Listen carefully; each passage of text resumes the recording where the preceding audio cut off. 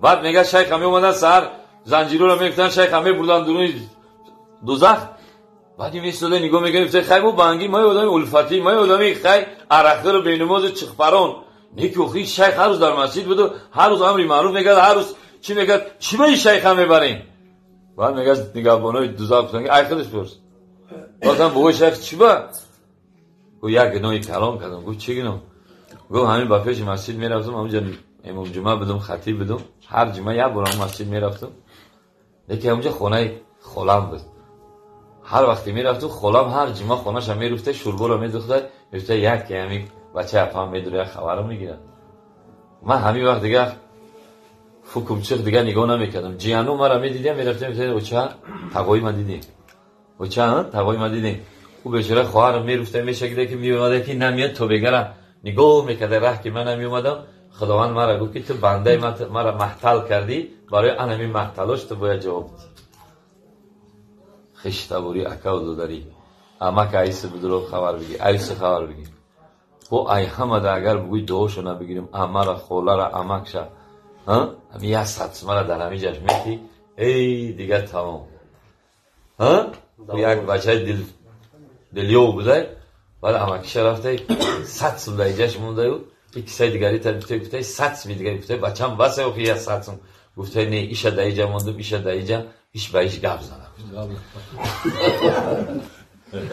بایشم. خدای تعالی پروردگار چند سخن شکسته گفتیم در بابت مولود شریف. خداوند کریم صاحب سامانش در نامه اول صاحبان همی سفره صاحبان همی خاندان خصوصا مادران و خواهرانی که برای همی مالی و معنوی جسمی مادی فکری خدمت کردن. خدای تعالی صاحب سامانش در نامه اولشان کتابت بگردن مریض داشته مریضاشون اشفا بده مسافراشو در سر جانان نگه دار در دین استقامت نصیب شون بگردم. خدای تعالی هر مرادی داشته و مراد مقصد خداوند کریم بابا اجیره ای فرزندوش سیر که دو فرزند نبینه فرزندوش از سایبان دستگیری نوری چشم کنه.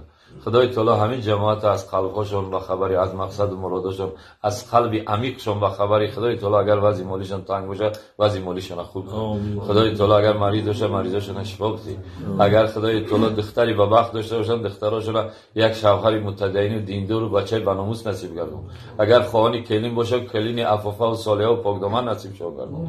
خداوند کریم پروردگار بازم دنیا را تنجی و امانی که این مریضی را از کشور ما دور بگردان. خدای تعالی تاجیکستان ما را که قدر پیشرفت شده بوستان و گلستان شده خداوند کریم پروردگار از دشمنای درونی بیرونی نگهش بدون. مسئولین کشور کدامی که برای همین وطن مالی و مادی و معنوی خدمت میکنن جسمی و جانی خدمت میکنن در مرزای ایستادگیان شب و روز زنده دارن که ما و شما در آسایش و آرامش خواب باشیم. خدا نگهدارشون باشه ساق سلامت و پیش پدر و مادرشون بیاد. خدای تعالی پروردگار سرگردانی نگه می‌داره. یا رحمان یا رحیم برحمتک یا ارحم الراحمین.